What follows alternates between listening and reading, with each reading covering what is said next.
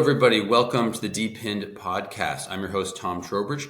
I'm thrilled to have Kabir here, the co-founder and CTO and CEO of NuNet, which is a new and upcoming player in the decentralized compute space. Something obviously we spent a lot of time on the podcast talking about, especially given Fluence's time in the space. So, welcome, Kabir. Hello. Thanks for having me. Thrilled to have you. Why don't you just give people the quick intro to what NuNet is and what you guys are doing? NuNet is, in the one sentence, that was kind of from the very beginning that we sort of crystallized to explain what we are doing. We're building global economy of decentralized computing, which is pretty much related to the concept of DePIN in different ways. But so now more concretely, from the technological perspective, we are building components of the decentralized computing stack. So that's something that we also can kind of explain. But basically, decentralized computing needs certain technologies that are not existing in the current computing stack. Doesn't mean that the current computing stack has to be changed completely, but there are certain things that have to be incorporated due to basically the development of technology over the years, decades, and so on and so forth. And right now, we consider that it's a very kind of auspicious moment to actually for those technologies to rise up due to all the developments, including in the free, including in decentralized physical infrastructure spaces and so forth. Another thing, apart from the compute layer or integration set and decentralized computing components into the compute layer itself, there comes decentralized finance layer. So all the technologies that allow peer-to-peer payments and so on and so forth, mostly related to Bitcoin, not Bitcoin, blockchain, and as a blockchain technology, basically we have ability to integrate that into the decentralized compute stack itself, which means that we integrate people who are using it. So another part is the network technology, then the network of users and technology developers. So, and that makes us this let's say crystallized goal to build global economy of decentralized computing, where compute can be shared between any entities that are participating in the network, just like we are all using internet for different things. Well, listen, I'm a huge believer in the need for decentralized compute. And so I will effectively take the view that we can't even be free unless we have decentralized compute. And that right now we have decentralized payments, we have decentralized storage, but most of those solutions still reside and rely on centralized compute. And so decentralized compute, in my mind, I'm guessing you agree, is sort of the last big problem to solve and the last piece of our decentralized ecosystem that needs to fall into place in order for truly decentralized, worlds, applications to exist. Is that your view as well? Yes. And we can, we were thinking about this from, let's say, for years before NuNet was established and continuing. And there are few aspects of, let's say, how to think about decentralization. At least two of them are, let's say, so we're a technology company. So that's kind of, however, there is another aspect how technology is used. And this is always kind of debate. And we see this debate coming into a public sphere with a huge force, I think now, which was triggered by the AI, let's say, developments. Still, the question is kind of on the conceptual level, it's pretty similar in the sense, here is the technology, which is very powerful. How do we use it without centralizing access to that technology? Or how do we use this technology by giving access to everybody? which comes to this question of who owns the technology. So who owns the internet? Is it humanity's, let's say, property, whatever property means, or is it somebody's, let's say, product which has certain barriers of entry for everybody else? And it's not, let's say, kind of black and white question, because usually, well, you have to consider what are the rules of the play, for example, even if we consider everybody should have certain access, but there are certain rules of play. Even in society, we have, let's say, certain laws which consider that we shouldn't do certain things with our peers in whatever we live in. So one thing is technology should allow everybody to access to that technology, which is technological aspect, and it's not straightforward. It's not just decide. The things that we like when I was talking about the compute stack. So the difference between those compute stack, like centralized compute stack and decentralized compute stack, as we kind of frame it, certain aspects are similar, but certain aspects, let's say, in centralized compute stack basically do not allow this sort of democratic access to technology. However, another aspect is the social aspect. How do we actually govern this free access to the technology, which is also not a straightforward thing. So we are saying, so there is a technological aspect, there is a network aspect and network, let's say, growth aspect of bootstrapping, and then there is an aspect of how do we build sort of thriving network where people can do what they basically want according to the rules of play that we together, let's say, determine and somehow govern. Pretty much. So in terms of timeline, like forever. I mean, there's no end timeline of governance of the network. Let's say we probably don't think of internet as something that will end up and then we are done with it. No, it's network that's alive, that is kind of always producing something useful for the society. So from that point, how can we build technology and the governance system and the whole network, let's say, dynamics around it, so that it can grow with growing, let's say, social needs and wishes of humanity. Well, growing or evolving. Evolving probably is a better word. Well, let's get into some specifics, given we've had a number of people on the podcast from the decentralized compute space. So first, when we talk about compute, there's obviously two components. There's a GPU and a CPU side, right? So when you say compute, are you referencing CPUs or GPUs or both? So compute is basically, at least theoretically, you can define compute as a certain processes, or at least from the Turing's times, it's reading of the tape, let's say, and just fundamental, let's say, not fundamental, but these basically processing steps. So from on that level, now we have GPUs, we have CPUs, we have other stuff, but that's just a part of it. We'll have more things. We already have neuromorphic chips. I think that's how they're called. Then we have quantum computers, so on and so forth. So when I'm talking about compute, I'm talking about general compute, irrespective of what kind of technologies or hardware is being built. So access to anything that is possible to access now and in the future. So the protocol that we're building and the platform allows us to integrate whatever hardware will be developed in the future, and that's pretty much, I think, straightforward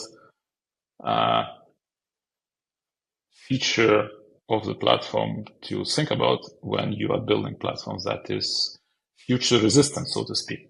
Well, no, and I grasp that for sure, but the customers, the people you expect to use it, are very different. Whether it's CPUs or GPUs, what is how it's used is also different depending on what it is. Whether and so you may be able to integrate both. Is there's a priority? Are you going to launch with CPU first and GPU second? Do they both come on at the same time? I mean, you end up with a different sort of very different profile in terms of even how people perceive the project, whether you're using GPUs, CPUs, or both. Short answer would be both, and we are rolling both. You cannot do computing just on GPU. Some sort of CPU is needed. That's no way around it. So if you want to compute anything, you have to integrate both.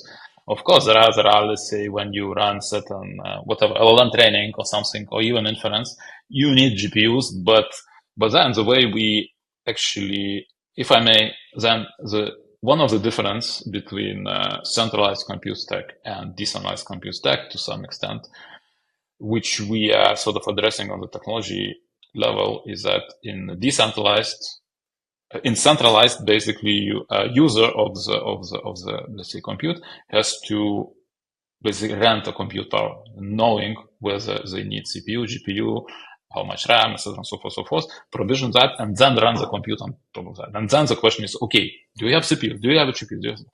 The way the decentralized compute stack works is that, by decentralized, the thing that we just released last year is the decentralized orchestration layer of the NuNet protocol, which basically allows you to say, okay, I have this sort of algorithm, and then you describe on the algorithmic level what is needed for that algorithm to run, or whatever is the program or compute, let's say, workflow. And then the network finds you compute that has those properties that can run this sort of compute workflow or job, what we call ensemble. Yes. So while it is important what kind of hardware is available in the network, but the importance is not exactly for a person or for yes. The importance of this hardware is defined in the algorithms themselves. If there are, let's say, certain compute ensembles that we run, they basically have defined, they have to describe what kind of hardware they need, and the network finds that hardware that is available through the decentralized this hardware that is connected to the network. So what we do, we kind of we enable hardware providers to declare the information about the hardware, which is not manual process. Basically, we have to benchmark machines, and we have to declare this information to the network so that users in this case are algorithms that are kind of being deployed and orchestrated through the network. They can also declare what kind of hardware they need on pretty technical level, and then we do the matching. So another layer, which is payment for that, which goes directly. And there's two. I have so many questions. It's so interesting. Like, it's agnostic to CPU or GPU. I grasp that. That's terrific. Is it? But you mentioned a couple different things, because you mentioned a orchestration layer, but you've also described a matching system that sounds more like a marketplace. So would you consider, how do you think about a marketplace for compute versus actually a kind of decentralized compute stack? The way we define it, it's a marketplace of marketplaces. Okay. Which means, let's say, I mean, if we can now, in terms of the relation between marketplace and the compute stack, well, I think I will kind of I will try to make it with metaphors. I mean, to describe it with metaphors or kind of images. So this very much somehow in the public sphere, when people start to talk about markets, they very often refer to stock markets, which is a market, but it's very, let's say, standardized. There are very standardized commodities. However, there are many stock markets. There is, basically every major country or city even have let's say, those marketplaces where you do the matching. But the overall, let's say, economy of trading rights to companies or whatever stocks, it's larger than one this market. So that's basically marketplace or marketplaces. In terms of the compute stack, and then there is another thing that I like a metaphor that is more probably relevant in this case, is that compute is not that standardized. You cannot standardize it completely. So there are different ways people use compute, different, let's say, needs for certain algorithms or whatever compute workloads, as we call. They need different compute. Let's say LLMs, well, training, etc. Or let's say training, they need huge amounts of GPU power. Then other things, they may just not need GPU at all. Certain, let's say, small language models can run on CPUs, etc. And so forth, so forth. So now another kind of market is what I consider, let's say, on another side of the spectrum is a flea market. I think that's how you call it in English, where you basically, there are a bunch of stuff you don't even know what you can buy before you go there and you see the thing, because they are not standardized. They're and then the preferences of people who are buying certain things in the flea market, they're super different. So you cannot even also standardize, let's say, what are the demand. People actually have to interact in order to figure out what is, let's say, matching supply and demand. And compute stack, from this metaphor, let's say, usually flea markets are happening or somewhere in public spaces, let's say, sometimes in the streets, most often in the, let's say, either big buildings or in squares, public squares, which is basically certain physical plus organizational background in order to actually make this interaction work. So that's a compute stack in the computing, let's say, in this decentralized computing sphere, which allows this connection to happen, or this sort of interaction between, let's call it, demand and supply. So in very short, I will kind of explain. So what NuNet is building in terms of this compute stack is ability to build marketplaces, like either standardized like stock exchanges or flea markets, which allows to interact and to kind of define certain interactions. It's not a single marketplace, and that's important because we, from the compute stack perspective, we want different usages of it, and we need it if we can build something that is relevant for the whole society. That's ambitious, and that is and certainly a incredibly valuable addition to the decentralized compute kind of ecosystem, without a doubt. I think most projects are focused a little bit more narrowly, as you know, right? Most are focused on GPU compute marketplace, right? Fluence right now is CPU compute, and we'll add GPU at some point, but most are much sort of narrower, I guess, than what I understand your vision and build to be, which is super interesting. I guess let's take a step back, because of this ambition, I think, of what you're building, I think, is based probably partly on your background and your co-founders. And for those that don't know, NuNet is founded by, Kabir is a doctor and has a PhD. I think his other two co-founders also have PhDs.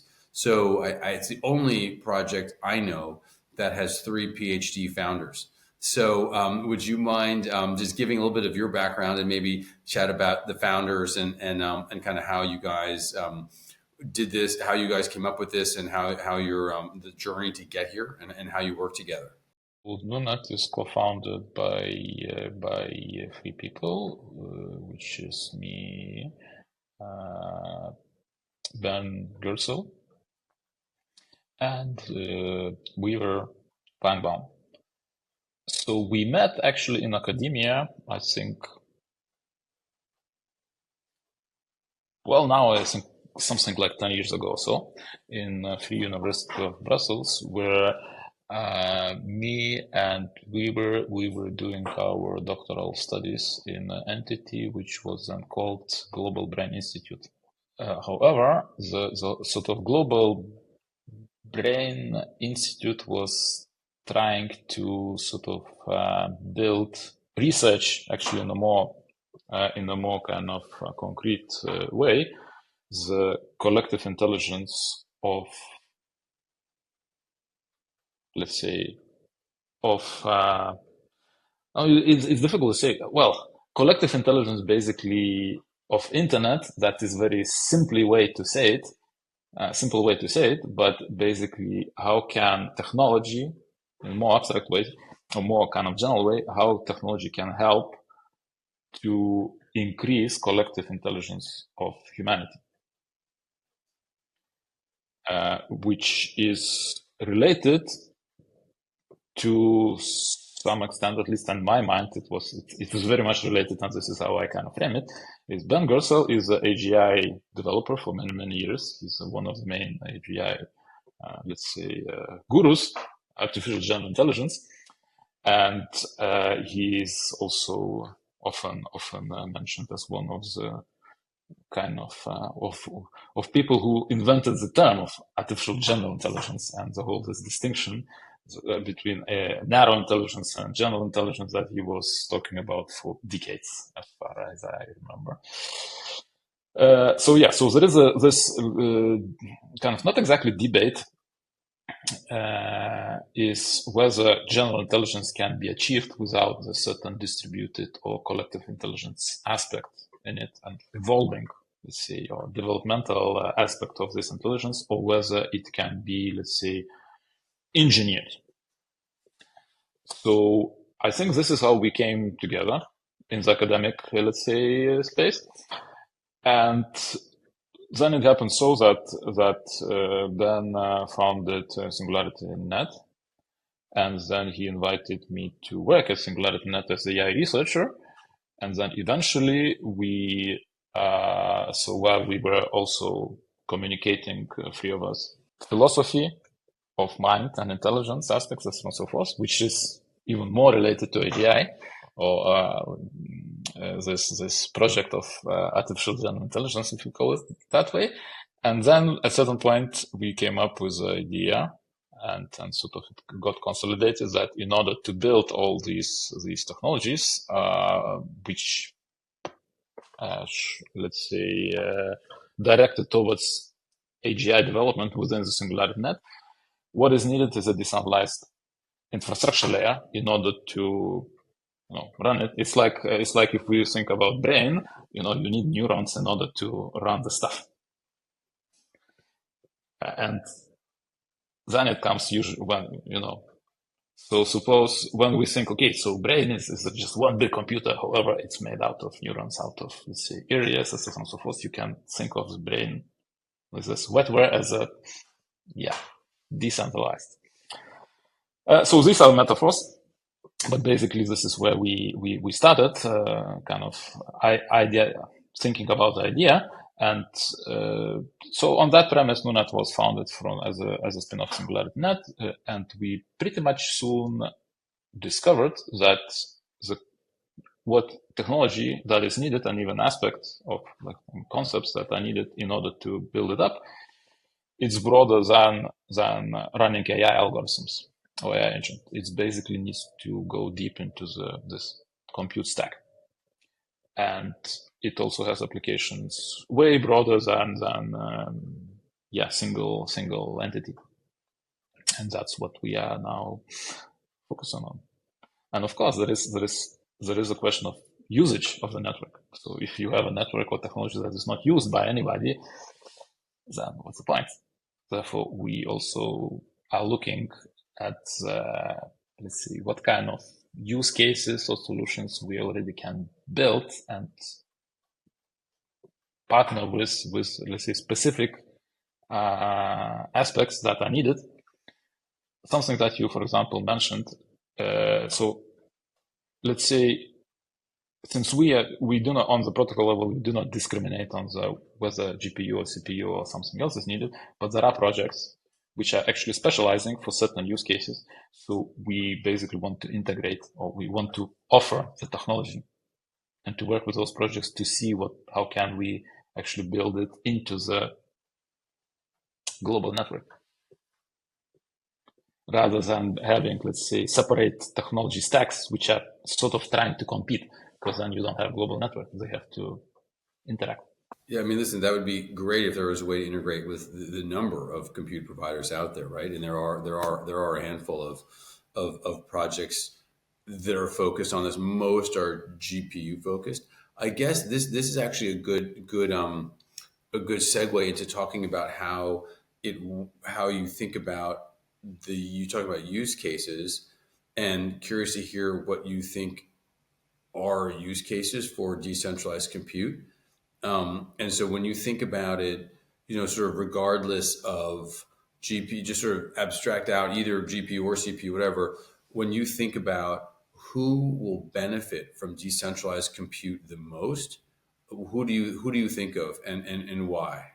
We already have this with orchestration layer that we released 31st of December 2024. I think that's the exact date.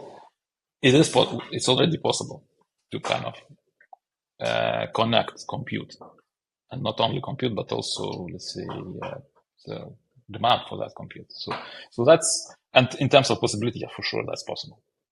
There are certain fundamental technologies that you have to build in, and then there are certain developmental, let's say, aspects that have to be integrated in the way you deploy and orchestrate things. But it is possible, and that's I can't say. Yeah, we just released that layer. It's still 0.5 version of NuNet, but yeah, we are doing exactly that, and now we are kind of looking for the pilots, and not looking, but building pilots and POCs, or proof of concepts, to show how that works with the partners and with more projects which are, let's say, occupy some part of the space, or have certain directed usages, like, for example, they have GPUs or have CPUs, or they need GPUs or they need CPUs, and so on and so forth. So yeah, in terms of that, it's for sure it's possible. And yeah, we have technology for that. And the second one was, sorry, I now forgot the second part of the question. Well, the first one, I mean, I guess that still is a little abstract. Or there's specific use, like types of customers that would benefit. You think about, is it high GP, is it LLM training, right? They could From benefit from it. decentralized, yes. Oh yeah. In principle, I think decentralized compute actually opens up certain usages that are not possible with, let's say, so-called centralized. Even more abstractly, so centralized compute is not going away. It's needed. Let's say we will always need big data centers for certain things. However, what sort of this decentralization on this aspect, and what we are building is a protocol that you can choose what is the best way for you to deploy things. And that choice is based not only on the computational, let's say, requirements, but also on the, let's say, price.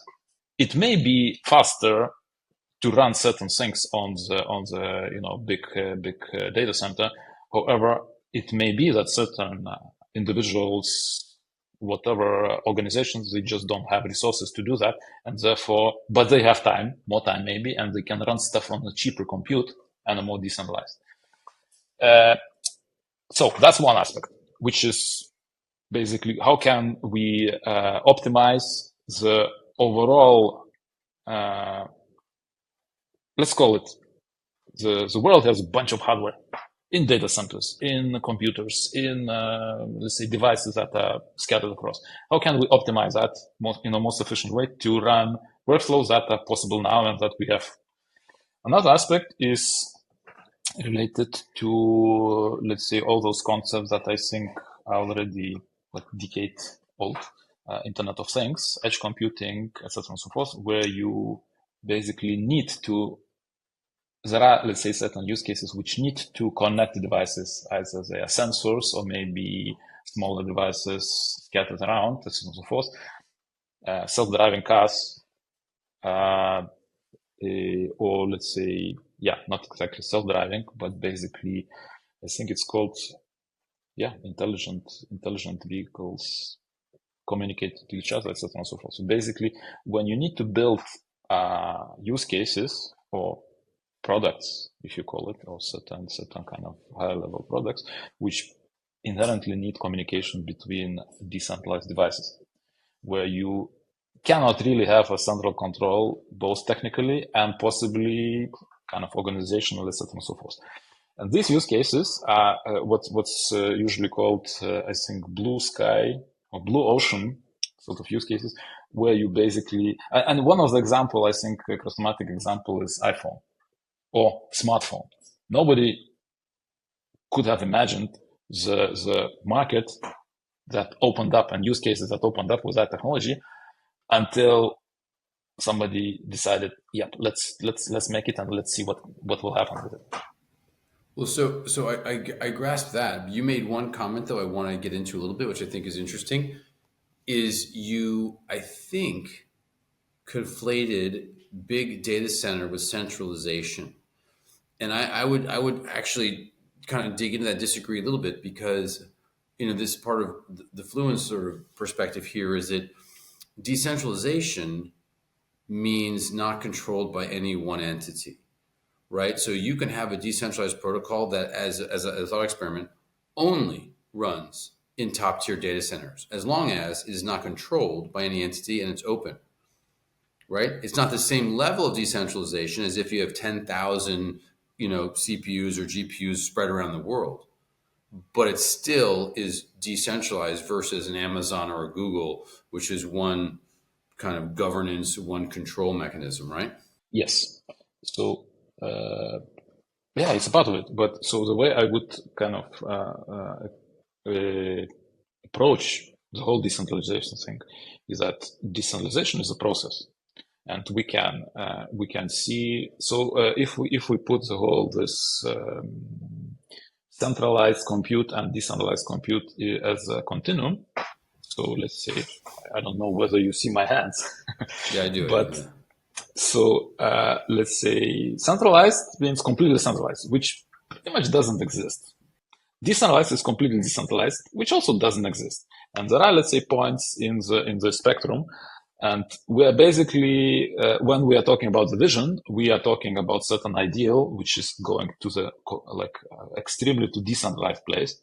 But we know that in order for it to be kind of, let's say, when you orchestrate something, this orchestration means you somehow try to centralize at least certain aspects of it, at least from the perspective. And centralized meaning that if I'm running a certain algorithm, I have to control it. There should be certain control plane. So now, so there is a kind of spectrum. So even what we call centralized stack, we have more than one data center. We have more than one company which runs data center. We have what? We have Amazon, we have Google, we have Microsoft, we have Alibaba, we have what's that? Other, let's say, big guys in other places of the world, which basically is called oligopolistic, market. Is it enough decentralization? I think now we are clear that it's not enough. So ability to run workflows across data centers, it's one part of decentralization, and that is what we basically also have. I mean, NuNet as a protocol. However, in order to do this, you have to go through those entities and to basically sign certain agreements with them in order to access those data centers. That's a level of centralization. If you go kind of towards more decentralization, something that we build protocol with this kind of, it's like technological vision now, that at the more closer to decentralization, the only requirement to join the network is a agreement from a user of each computer. Now, whether each computer is a data center or whether it's a separate, let's say, machine in home, it doesn't really matter from the protocol perspective. But when we move to that level, we actually enable all the more centralized things in the spectrum. And we can, in terms of, let's say, what's called market adoption, or more what we like to say, more like network growth or network evolution, is that we can see what is the state of the compute industry or segment now, and we can go step by step. Because there is, I think it's clear for everybody that we cannot just rewrite the whole stack and expect that everybody will jump on it immediately. There are certain business processes that are breaking, certain, let's say, ways that people are doing stuff. So yeah, that would be the answer, I think. Yeah, that certainly agree with a lot of that. I guess let's dig into you talk about you mentioned kind of adoption, and a piece of adoption is token economics, and that's obviously a key part of decentralization and kind of the crypto incentive design and layer. How are you guys enabling trust? How are you maximizing or designing your crypto economic system such that it benefits the network and adoption? At certain point, I think last year, we basically adopted this strategy that to build orchestration layer and tokenomics layer in a consecutive way. So first orchestration layer, then tokenomics layer, and the interaction between them. So in the orchestration layer, the way we work, we built a notion of a very general implementation of a contract. And that contract is a contract on peer-to-peer level. So every, let's say, participant, whoever is participant, it could be a data center in principle or a single computer, they basically sign a contract between each other. And then we build it. So in the orchestration layer, we build data structures which allow to define all those contracts the way people want, including tokenomic, let's say, certain incentives. And the network tokenomics layer that we are building now, with relation to those let's say, how do we call it? Well, basically we call it data structures within the orchestration layer, allows to define general rules of play from the network perspective, which should be decided by basically everybody who is participating in the network, and to put use case specific aspects of those incentivization that will be basically get towards use cases. Well, I know that it's very general. That's a super high level answer. There's nothing more specific in terms of that design? Well, I mean, who gets rewarded? How rewards calculated? How do users use it? What's the demand for the token? How does all that work? We are designing it right now. So I will, and so, but the reason why this answer is so general is that the whole what I was explaining is that in order for the network to be alive, it has to be flexible to adapt to the requirements. So we are building this flexibility first, and then defining, let's say, all those, let's say, rules, incentivization rules, and so on, so forth. Now we release the orchestration layer, which, let's say, allows us a flexibility, and then we're now building the tokenomics layer with all those incentives, etc., and so forth. The way we want to, another aspect that why this is so, is that we engage with the community for building the rules, let's say, of incentivization and so on and so forth, and testing them out. So we need to have certain technologies that will allow us to do that already. You could design the token economics before anything else if you chose. Like all it takes is words on paper to design it, right? It doesn't actually, implementing it's a different thing. Yeah, well, so that's a good point, because we chose to do it that way. In a sense that and I think this is something which is maybe not unusual way to build, let's say, projects or technologies in the space. Yes, the let's say incentivization layers and the tokenomics are super important. Now, NuNet token, which was released, with TGE, is like free. I think it happened 3 years and 2 months now ago. NuNet token, NTX, is a utility token, which is by definition, it allows things to be done on the network. In order to do those things on the network, which is orchestration of the compute, you have to enable this sort of pretty deep technological layers within compute stack that enables to do this and to put all those tokens in those transactions. Now, you can probably do the tokenomics before that, but then you will only reach the actual utility of the token when you have this layer of doing it on the network. So it is a certain strategic decision to do it this way, which is also informed that we want to work with the community or and the users of the network in order to build the actual incentives that are related to what is needed now when we have this technology to build it, tokenomics on top of. I mean, the compute is basically a product, which is a physical, how to say, good, which is being exchanged in this, let's say, compute sharing economy, if we say. Now, the incentives and the ways how to do it make sense when you have ability to access this good. I do not say that we were not thinking about the network tokenomics and design, but now the time when it came time to start building prototypes and exposing it, it's pretty much now. So but it's correct what you say. It's a technology development strategy, if I could explain. That's an unusual approach. I haven't seen that, but it's a wide world out there. So it may end up being maybe an interesting approach for sure. But we sort of talked about what a lot of other projects do. What other projects out there do you pay attention to and think are interesting, whether it's in the compute space or anything else in the kind of the DePIN or other infrastructure areas? Any projects you kind of look to a little bit?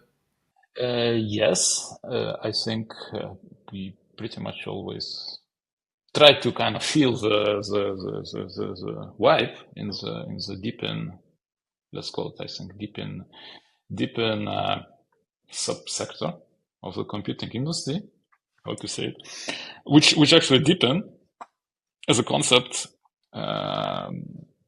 became prominent a year ago or more. Fluence, including, but so the way at least I'm looking at the space is with whom we can collaborate, and then that relates to the technologies that is being built, but also the concepts that are being, let's say, built in those technology. And NuNet is based on pretty fundamental computer science research and development over all the using concepts and research and products and so on and so forth. That, I think they just span across the whole field. The whole timeline of computer science. In terms of projects, so I would name actually Protocol Labs ecosystem, which I believe Fluence could be considered part of, as more, let's say, where I'm looking to, or we are, and certain projects like Fluence, Bacalhau, and we are looking to those projects both from the conceptual side and also from the technology. And then since so the way to go about it, that we are open source. Basically, we are building it open source way, and there are certain licenses that we are using, at least. So we are Apache 2.0, or the orchestration layer and the platform layers are Apache 2.0 license, which means we can basically collaborate with all the projects that have this license without too formal connection, unless we see the way to develop something together. Compute over data, I think it's called working group in the protocol labs ecosystem. This is something that all the projects that are combined there, actually NuNet is a part of the working group. And we participated in a few summits. But all the projects that are combined there, including Fluence, Bacalhau and others, these are probably the direction of interest. Then there are, let's say, projects which are related to, which use certain computer scientific concepts or, paradigms that we're using. For example, projects which are using object capability programming model. Some of them are in depth space, some of them not. But since we are based on that, or actor model of computation, or concurrent computation too. Another aspect is, let's say, which is when we talked sometime earlier about the use cases, when actually there are certain projects that are geared towards, for example,